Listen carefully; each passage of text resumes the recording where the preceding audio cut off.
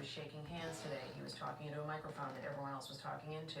That is going to raise fresh questions, and it should. Yeah, I mean, Dr. Anthony Fauci, I learned last night, he's 78 years old, and he's a legendary person who's desperately needed right now.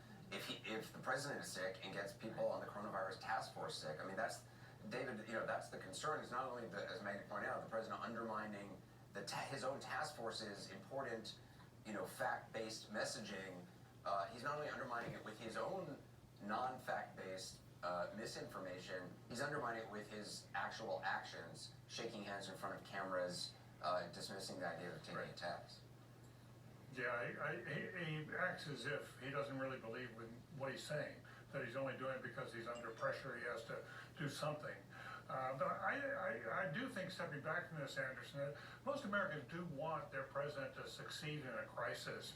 And I think they want Donald Trump to do some things. I think he will get some points today for declaring the national emergency, making much more funds available. Certainly Wall Street responded well to that.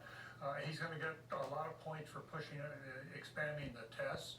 And if he gets a deal done with Pelosi, which may be in some trouble today, he'll get credit for that.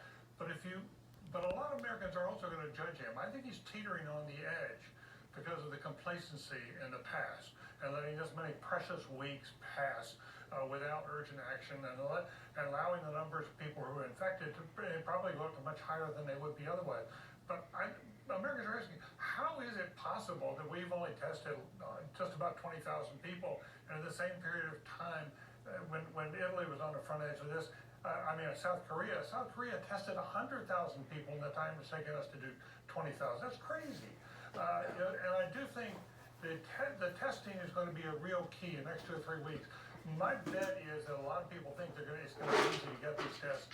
It's going to be much more bureaucratic, and much harder to get sign-offs than anybody believes. And we have doctors here in Boston, who are treating patients and trying to get them tested.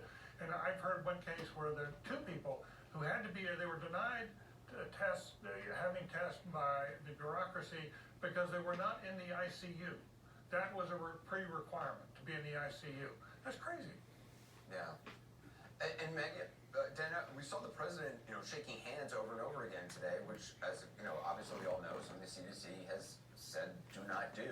That's right. Is there any sense within the White House that President Trump has a responsibility to set an example for people? And we all know that they got smart. Say they don't want a pastor in chief. They're not looking for a moral leader anymore. But what about just a scientifically responsible leader? Absolutely. It was only one of the businessmen